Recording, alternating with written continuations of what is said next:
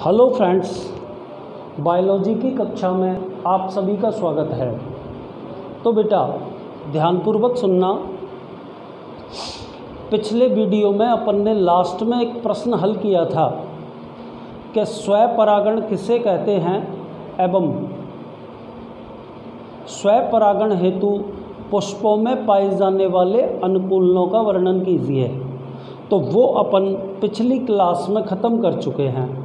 ठीक है, आज अपन उसी टॉपिक नंबर 3 में जो हेडिंग पढ़ रहे हैं, है ना, वो क्या पढ़ रहे हैं बेटा कि पर परागण किसे कहते हैं और पर परागण के लिए पुष्पों में पाए जाने वाले अनुकूलन कौन कौन से हैं। राइट। तो देखिए बेटा, ये थोड़ा सा मैंने ब्लैक बोर्ड पे लिख दिया है। इसलिए लिख दिया कि ये पूरी की पूरी कहानी एक ही वीडियो में मैं आपको समझा पाऊँ।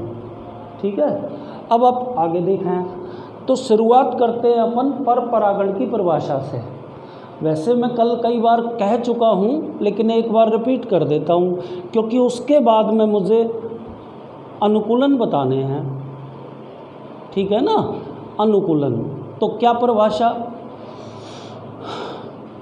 पर परागण वह क्रिया है जिसमें, ध्यान से सुनना, पर परागण वह क्रिया है जिसमें किसी पुष्प के परागकणों का परागकोश से उसी जाति के किसी दूसरे पौधे के पुष्प की वर्तिकाग्र पर पहुंचना होता है। यानी कि आप क्या कह सकते हैं कि पर परागण की क्रिया में किसी पुष्प के परागकण परागकोश से उसी जाति के पौधे के पुष्प की वर्तिकाग्र पर पहुंचते हैं। ठीक है, आगे चलिए बेटा। पर परागण हेतु पुष्पों में पाए जाने वाले अनुकूलन। तो पर परागण के लिए पुष्पों में पाए जाने वाले अनुकूलन आपके सामने ब्लैक बोर्ड पे लिखे हुए हैं 5। ठीक है, एक एक करके अपन को 5 प्रकार के अनुकूलन समझने हैं। तो सबसे पहला अनुकूलन कौन सा लिखा है बेटा? एक लिंगता। क्या होती है एक लिंगता? बहुत सरल। पुष्प में नर तथा मादा जननांगों में से केवल एक ही प्रकार के जननांग का पाया जाना, केवल एक ही प्रकार के जननांग का पाया जाना एक लिंगता कहलाता है। सुन लिया आपने? जैसे आप जानते हैं कि पुष्पों में नर जननांग के रूप में पुंकेसर और मादा जननांग के रूप में स्त्रीकेसर होता है ना। अब यदि किसी पुष्प में नर जननांग यानी कि पुंकेसर उपस्थित है और स्त्रीकेसर अनुपस्थित है, तो ऐसे पुष्प को नर पुष्प या पुंकेसरी पुष्प कहेंगे। इसका उल्टा बोल दो कि यदि किसी पुष्प में मादा जननांग स्त्रीकेसर उपस्थित है जबकि नर जननांग अनुपस्थित है यानी कि पुंकेसर, तो उसे अपन बोलेंगे नर पुष्प या पुंकेसरी पुष्प। बैठ गया आपके समझ में? तो बेटा एक बार दोबारा से परिभाषा सुने कि बेटा क्या बोल रहा हूँ मैं। किसी पुष्प में एक ही प्रकार के जननांग का पाया जाना एक लिंगता कहलाता है। आगे आप बेटा इसमें ये बोल देंगे कि एक लिंगता की अवस्था में पर परागण की संभावना स्वपरागण की अपेक्षा अधिक होती है। और बेटा 2 एग्जाम्पल बोल देंगे, एक तो पपीता और दूसरा कौन सा? कुकुरबिटेसी कुल के पादप। पहला खत्म हो गया। दूसरे प्रकार पे आइए। भिन्न काल पक्वता या इसी का दूसरा नाम है विषम काल पक्वता। नाम से क्या परिभाषा समझ में आ रही है आपके? आप ये बोल सकते हैं कि पुष्प में नर तथा मादा जननांगों का अलग अलग समय पर परिपक्व होना भिन्न काल पक्वता या विषम काल पक्वता कहलाता है। ठीक है, आप इसको यूँ भी कह सकते हैं कि किसी पुष्प के पुंकेसरों के परागकोश व स्त्री केसरों के वर्तिकाग्र का असमान समय पर परिपक्व होना क्या कहलाएगा? विषम काल पक्वता कहलाता है। सुन लिया बेटा, आगे चलिए। विषम काल पक्वता दो प्रकार की होती है। पहला प्रकार पुंपूर्वता और दूसरा प्रकार स्त्री पूर्वता। ध्यान से सुने। पुंपूर्वता की अवस्था में पुंकेसरों का विकास पहले होता है, रादर देन किसके? मादा जननांग के, यानी कि स्त्री केसर की वर्तिकाग्र से पहले पुंकेसरों के परागकोश विकसित होते हैं। और इसमें क्या उदाहरण बोल दोगे आप? साल्विया, कपास, गुड़हल और सूरजमुखी, ये चार नाम आप ले देंगे। दूसरा प्रकार कौन सा है बेटा इसका? स्त्री पूर्वता। क्या पढ़ेंगे आप स्त्री पूर्वता के अंतर्गत? आप इसमें पढ़ेंगे कि यदि किसी पुष्प में मादा जननांग नर जननांग की अपेक्षा पहले परिपक्व होता है, या यूं कह दो बेटा, स्त्री केसर अथवा अंडक का वर्तिकाग्र पहले परिपक्व होता है बजाय किसके? पुंकेसरों के परागकोश के, तो ये अवस्था स्त्री पूर्वता कहलाती है।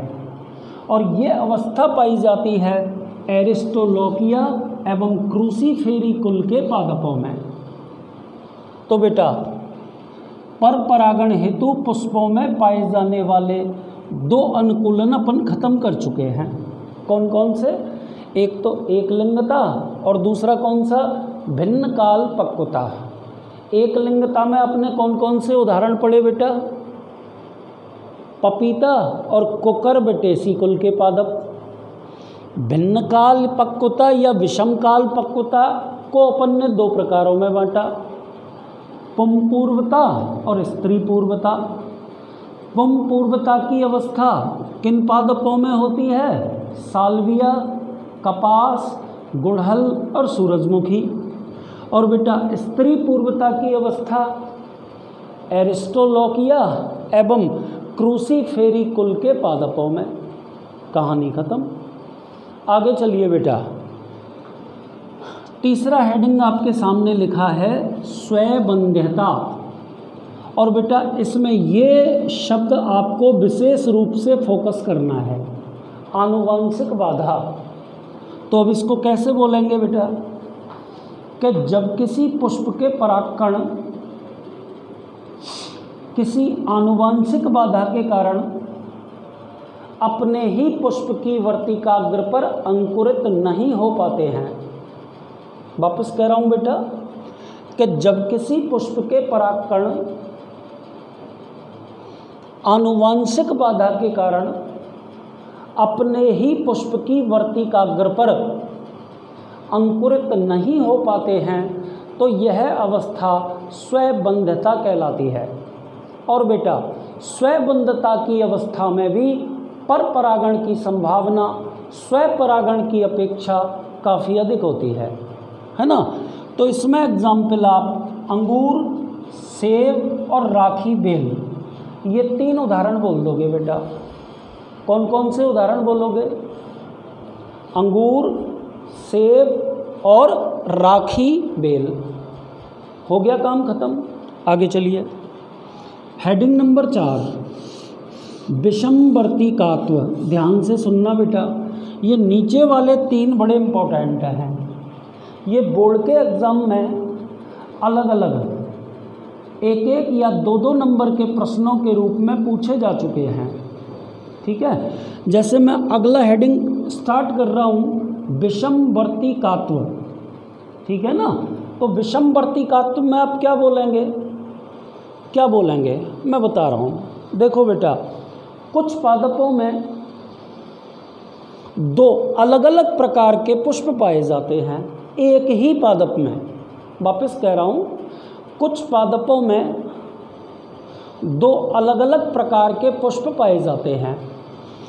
एक प्रकार के पुष्प कहलाते हैं बेटा पिनऑइड पुष्प, और दूसरे प्रकार के पुष्प कहलाते हैं बेटा थ्रमऑइड पुष्प। क्लियर है? तो बेटा जो पिनऑइड पुष्प होते हैं उनमें वर्तिका लंबी और पुंकेसर छोटे होते हैं। वर्तिका लंबी और पुंकेसर छोटे होते हैं, जबकि थ्रमऑइड प्रकार के पुष्पों में उल्टा बोल दीजिए, वर्तिका छोटी और पुंकेसर लंबे होते हैं। तो बेटा दोनों ही परिस्थितियों में पर परागण की संभावना स्वपरागण की अपेक्षा अधिक होती है। दोनों ही परिस्थितियों में पर परागण की संभावना स्वपरागण की अपेक्षा अधिक होती है। और इसका एग्जाम्पल बेटा क्या बोल दोगे आप? इसका एग्जाम्पल प्राइमुला। ठीक है ना? तो ये खत्म हो जाएगा। अगली लास्ट टॉपिक पे आइए, पांचवा और अंतिम। क्या हेडिंग लिखा है बेटा? अवरुद्ध परागण। क्या लिखा है? अवरुद्ध परागण। और इसको इंग्लिश में क्या बोलते हैं? हर्कोगेमी। क्या बोलते हैं बेटा? हर्कोगेमी। तो थोड़ा सा सुन लीजिए इसके बारे में भी, ध्यान से सुनना। देखिए, प्राकृतिक संरचनात्मक अवरोध के कारण एक ही पुष्प के परागकण अपने ही पुष्प की वर्तिकाग्र पर नहीं पहुंच पाते हैं। तो यह अवस्था हर्कोगेमी या अवरुद्ध परागण कहलाती है। थोड़ा सा इसको समझ लीजिए। जैसे देखो, मान के चलिए ब्लैक बोर्ड पे देखो, मैंने आपके सामने एक पादप के अंदर ये एक फूल बना दिया। चलो ऐसे बना देते हैं जैसे कि अपन ने पढ़ रखा है। ये बाह्य दल हो गए, ये दल हो गए, और ये पुंकेसर। अब आप कल्पना कीजिए कि पुंकेसर और स्त्री केसर के मध्य कोई प्राकृतिक संरचनात्मक अवरोध आ जाए बीच में, तो आपसे पूछता हूँ बेटा कि क्या इस पुष्प के परागकण इसी पुष्प की वर्तिकाग्र के ऊपर जा पाएंगे? नहीं। तो हर्कोगेमी या अवरुद्ध परागण के अंदर आपको बेटा यही बोलना है। क्या बोलना है आपको? वो भी सुन लीजिए। आपको ये बोलना है बेटा कि प्राकृतिक संरचनात्मक अवरोध के कारण एक पुष्प के परागकण उसी पुष्प की वर्तिकाग्र के ऊपर नहीं जा पाते हैं। तो इस प्रकार का परागण अवरुद्ध परागण या हर्कोगेमी कहलाता है। और बेटा इसके भी आपको दो एग्जाम्पल याद करने हैं, एक तो ग्लोरियोसा और दूसरा एग्जाम्पल कैरियोफ्लेसी। तो बेटा इस तरह अपना ये टॉपिक ख़त्म हो गया। ठीक है ना? इस टॉपिक में आपने क्या पढ़ा? इस टॉपिक में आपने ये पढ़ा कि पर परागण किसे कहते हैं और पर परागण के लिए पुष्पों में पाए जाने वाले अनुकूलन कौन कौन से हैं। ठीक है ना? तो देखो बेटा एक बार, पर परागण के लिए पुष्पों में पाए जाने वाले अनुकूलन, पांचों के नाम एंड देयर एग्जाम्पल्स। ये दोनों बात मैं एक बार रिपीट कर रहा हूँ, उसके बाद अपन अगला प्रश्न पढ़ेंगे। ठीक है? तो देखिए बेटा बोर्ड पे भी देखना। देखो हेडिंग अपन ने लिखा है कि पर परागण हेतु पुष्पों में पाए जाने वाले अनुकूलन। सबसे पहला लिखा है एक लिंगता। ठीक है ना? तो बेटा एक लिंगता में एक तो पपीता और दूसरा कुकुरबिटेसी कुल के पादप।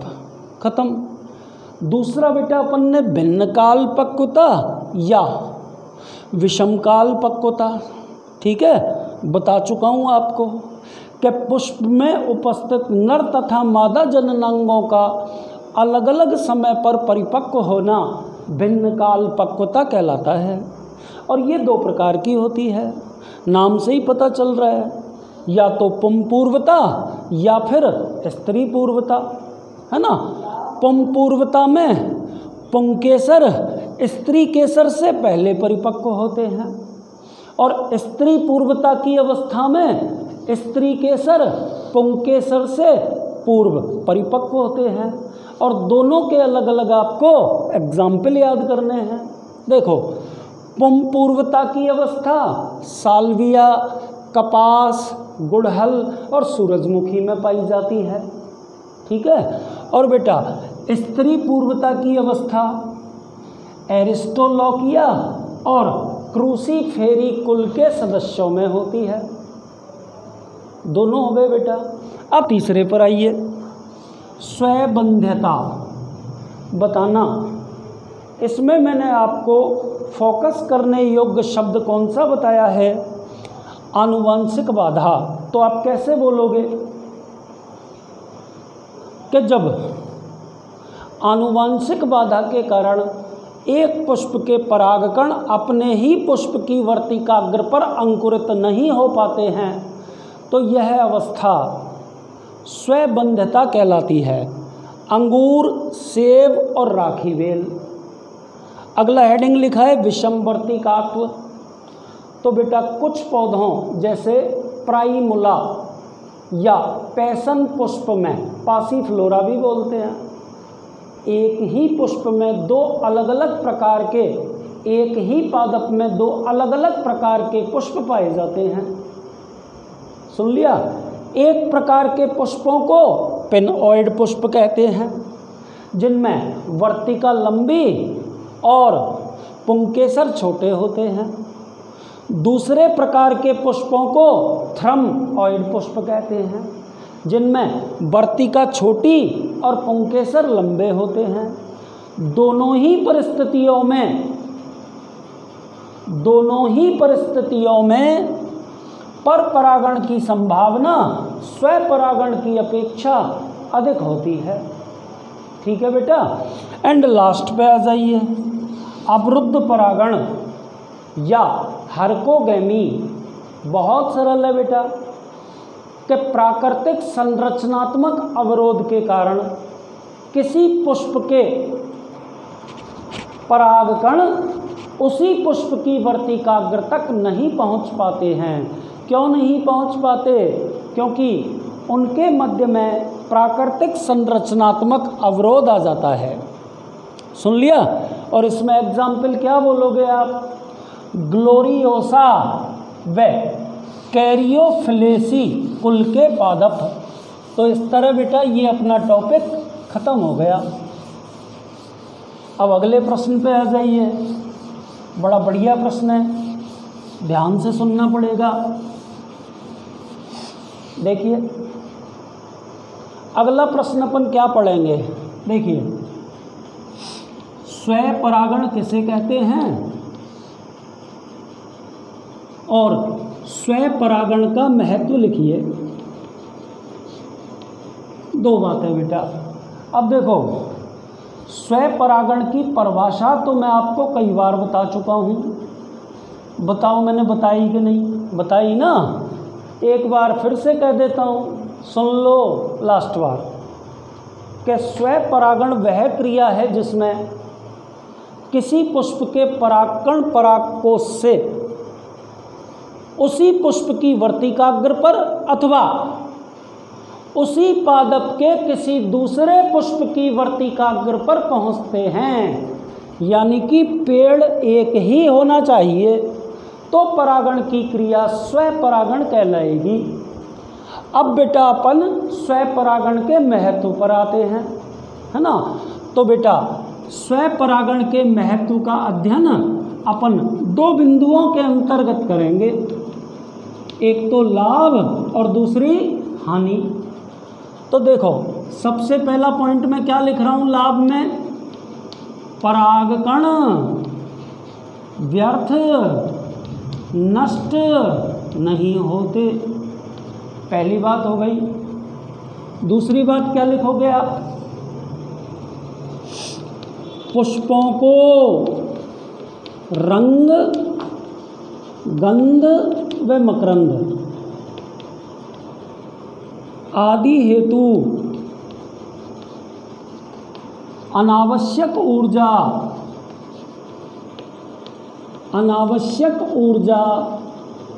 वेस्ट नहीं करनी पड़ती। अनावश्यक ऊर्जा वेस्ट नहीं करनी पड़ती। स्वपरागित पुष्प को अधिक संख्या में परागकण नहीं बनाने पड़ते। ठीक है ना। चौथे पॉइंट पे देखिए, परागण की क्रिया हेतु पराग कणों को विभिन्न बाह्य साधनों पर आश्रित नहीं रहना पड़ता। सारी बात दोबारा बोलूँगा। स्वपरागण की क्रिया द्वारा उत्पन्न संतति कैसी होती है? समयुग्मजी। और छठवें पॉइंट में आप क्या बोल दोगे कि किसी जाति की सर्वोच्चता यानी कि उत्कृष्ट लक्षण लंबे समय तक बने रहते हैं। तो बेटा ये 6 पॉइंट तो आपको लाभ में बोलने हैं। अब हानि भी सुन लीजिए। पहली, विभिन्नताएं नहीं, दोबारा बताने वाला हूँ। उत्पन्न होने वाली संततियां अनुकूलता व प्रतिरोधक क्षमता में कम। और तीसरी बेटा, त्रुटिपूर्ण